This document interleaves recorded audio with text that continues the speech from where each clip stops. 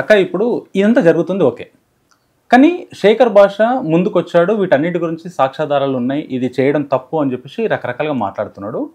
Proofs అని ముందు పెట్టి మాట్లాడుతున్నాడు. కానీ ఈరోజు శేఖర్ భాష మీద దాడి జరిగింది. అంటే తను ముందుకొచ్చి వీళ్ళకి సపోర్ట్ చేసి మాట్లాడి ఈ అమ్మాయి తప్పుడు కేసులు పెడుతుందని చెప్పడం తప్ప, కానీ ఈయన కొట్టడం ఎంతవరకు కరెక్టు? ఈయన ఈరోజు బోను టేరైంది.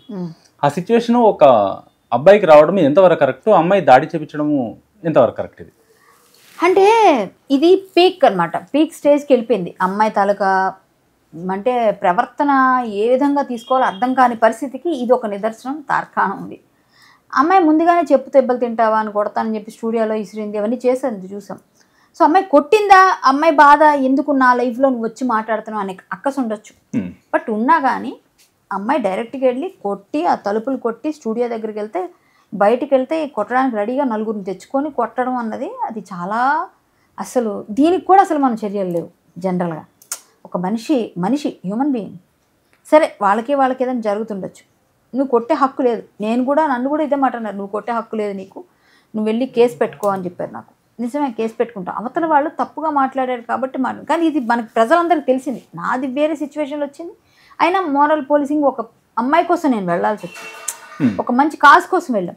సో ఇక్కడ వీళ్ళిద్దరికి జరుగుతున్న సంభాషణలో, వీళ్ళిద్దరికి అవుతున్న గొడవల్లో, ఈ గొడవల్లో అవుతున్నప్పుడు కొట్టడం అన్నది ఇంత ఘోరంగా, అంటే నువ్వు ఏదైనా పెట్టుకో, కేసు పెట్టు అబ్బాయి మీద, నువ్వు కేసు పెట్టు, ఇద్దరు తన్నుకుంటున్నారా కొట్టుకుంటున్నారా స్టేషన్లో తేల్చుకోండి, చట్టాలు చూసుకుంటే మీ ఇద్దరికి శిక్ష పడాలా, లేకపోతే ఇద్దరు ఫాల్సా, లేకపోతే ఇద్దరు కరెక్ట్. ఈ అబ్బాయి ఫైట్ చేస్తున్నాడు, ఆ అమ్మాయి ఏమో నా లైఫ్లో నువ్వు రావద్దని బతిమాలుకుంటుందో, పక్క తిడుతుంది, బెదిరిస్తుంది, అన్నీ చేస్తుంది.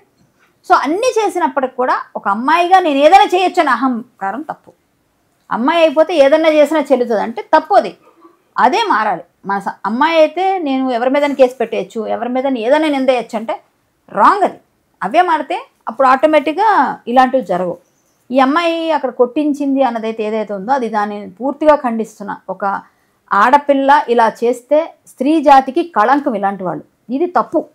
ఒక విధంగా అంటే స్త్రీ జాతిలో మహా పతివ్రతలు చూసాము, చాలామంది. అసలు మన భారతదేశంలో గౌరవించేది స్త్రీని ఎంత మనం ఉన్నత స్థానంలో పెడతామో తెలుసు. అంటే ఇలాంటి వాళ్ళను కూడా చూసాం. ఇప్పుడు ఇలా చేస్తున్న కొంతమంది స్త్రీమూర్తులు ఉన్నారు, అది మీకు తెలుసు. కొంతమంది ఒకళ్ళైతే నోరు పారేసుకొని అందరి మీద తిట్టులేస్తారు, ఇంకొకటి ఇలా చేస్తుంటే అంతకన్నా రేంజ్ దాటిపోయి మగవాళ్ళ మీద దాడులు చేసేసి తప్పు ఉందా లేదా తెలియదు. తర్వాత కోర్టులు, శిక్షలు, పోలీస్ స్టేషన్స్ అన్నీ ఉన్నాయి, మనం మాట్లాడదాం.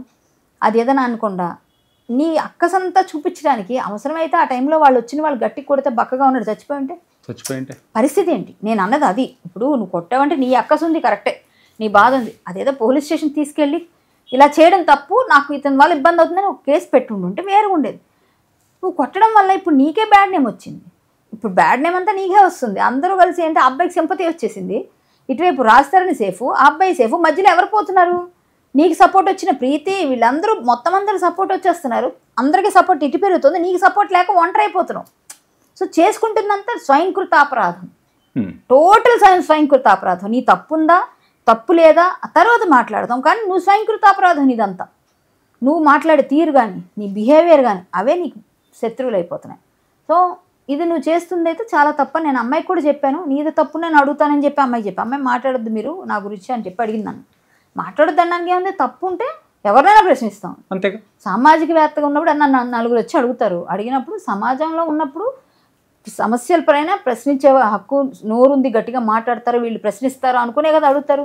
సో అడుగుతాం, కానీ అడిగినంత మాత్రాన నీకు విట్నెస్గా నేనేం లేను అక్కడ. నువ్వేం చేసావో అప్పుడు, నువ్వు అబ్బాయితో కాపురం చేసినప్పుడో, మీరు తన్నుకున్నప్పుడో, మీరు కొట్టుకున్నప్పుడో, మీ ఇద్దరు అరుచుకుని మేము ఎవరో లేము. నువ్వు చెప్పింది వాళ్ళు చెప్పింది విని మేము న్యాయానికి ఒకవైపు మేమేం కోర్టులు కాదు, మేమేం శిక్షలు అయ్యాం. బట్ సమాజంలో ఇలా జరుగుతుంది, ఇలా తెలియాలి, ఇది తప్పు, ఇది నిజం, ఇది నిజమైతే బాగుపడతారు, ఇలా చెడిపోతే పాడైపోతారు అని చెప్పగలుగుతాం. అంతకుమించి ఎవరు ఏం చేయలేరుగా. మనమేమి లా చదువుకోలేదు, మనమేమి లా పాయింట్స్ మాట్లాడేసి అవి తీసి, కానీ కరెక్ట్గా మాట్లాడి మనం చెప్పగలిగింది చెప్తాం. వింటే విన్నారు, వినకపోతే చెడిపోతారు, అంతకుమించి ఏం చేయలేం. అంతేగా, అంతకన్నా ఎవరు ఏం చేయలేరు. సో తల్లిదండ్రులు పెంపకం దగ్గర నుంచి మొదలు పెట్టుకుంటే, అందుకే పిల్లలు అన్ని విధాలుగా, ఇప్పుడు పిల్లలందరూ ఇలాంటి డ్రగ్స్కి బానిస అయితే ఫ్యూచర్ ఎక్కడుందండి? ఫ్యూచర్ ఇంకా భావితరం ఎక్కడుంటుంది? భావితరాలకి ఏమి ఇస్తాం మన మెసేజ్? అదే కదా మెయిన్. దానికోసమైనా ఇలాంటి వాటిపైన మాట్లాడాల్సి వస్తుంది. భావితరాలని మనం కాపాడుకోవాలి కదా, మన ఇంట్లో పిల్లల్ని మనం పెంచడం దగ్గర నుంచి అన్నీ చూసుకోవాలి కదా. సో నేను ఒకటే అంటాను, ఈ అమ్మాయిదైతే మాత్రం తప్పు, అబ్బాయిని కొట్టకుండా ఉండాల్సింది. అంటే అంత ఘోరంగా బయటికి పిలిచి కొట్టి స్టూడియో దగ్గరికి వెళ్ళి ఇంకా అలా చేసేస్తే అబ్బాయికి టేర్ అయిపోయింది. ఇప్పుడు అబ్బాయి సన్నగా ఉన్నాడు, ఒకవేళ గట్టిగా తగిలుంటే, ఒకవేళ గట్టిగా ఎవరో బలంగా ఉన్నవాడు ఒక 2 దెబ్బలు కొడితే ఎంతసేపు అమ్మ, ప్రాణం, చిన్న ప్రాణం, ఒక్క నిమిషంలో వెళ్ళిపోద్ది. అప్పుడు ఇంకా బ్యాడ్ నేమ్ కదా ఈ అమ్మాయికి. అప్పుడు అయినా అరెస్ట్ అవ్వాల్సిందే కదా. ఇప్పుడు ఈ డ్రగ్స్ గురించి ఇంత విచ్చలవిడిగా మాట్లాడితే పోలీసులు అసలు ఏమి యాక్షన్ తీసుకుంటున్నారు? ఇంత పబ్లిక్గా తెలుస్తుంది, రేవంత్ రెడ్డి గారు అంత క్లియర్గా చెప్తున్నారు, ప్రతి ఒక్కరికి తెలుసు, ఎందుకు యాక్షన్ రావట్లేదు అంటాను నేను. ఎవరికి మీదైనా ఇప్పుడు అతని మీద ఇద్దరిని కలిపి తీసుకెళ్ళి లోపలేసి విచారించండి, అవసరమైతే 2 3 మీకు ఎంతమంది డౌట్ ఉంటే వేయండి, వేసి ఎవరిది తప్పు ఉందో అది బయటికి చెప్పి వాళ్ళకి శిక్ష పడేటట్టు చేయండి. అప్పుడు న్యాయ వ్యవస్థ మీద కానీ పోలీసుల మీద కానీ గౌరవం పెరుగుతుంది అందరికీ. అంతేగాని ఇక్కడ ఇలా పబ్లిక్ న్యూసెన్స్ రోజుకో ఛానల్స్కేమో టీఆర్పీలు కోసం వాళ్ళు పిలుస్తారు, వీళ్ళు పిలుస్తారు, అందరూ వెళ్తారు, కూర్చుంటారు, కొట్టుకుంటారు, తిట్టుకుంటారు, చెప్పులు ఇసురుకుంటారు, తర్వాత అదవుతుంది ఇదవుతుంది, పిల్లలందరూ అట్లా చూస్తారు. తెల్లవారు లెగిస్తే పొద్దున్న లేస్తే యూట్యూబ్ ఓపెన్ చేస్తే వీళ్ళిద్దరు కొట్టుకోవడం, తిట్టుకోవడం, ఈ మాటలు. ఇంకొక ఆయన వచ్చి కూర్చొని మాట్లాడితే, ఈయన వచ్చి అందరూ మాట్లాడితే, నాలాంటి వాళ్ళు వచ్చి కూర్చొని మాట్లాడతారు. ప్రతి ఒక్కరు ఇదే తప్ప యూట్యూబ్లో ఇంకోటి లేదు, టీవీల మీద పెడితే ఇంకొకటి లేదు.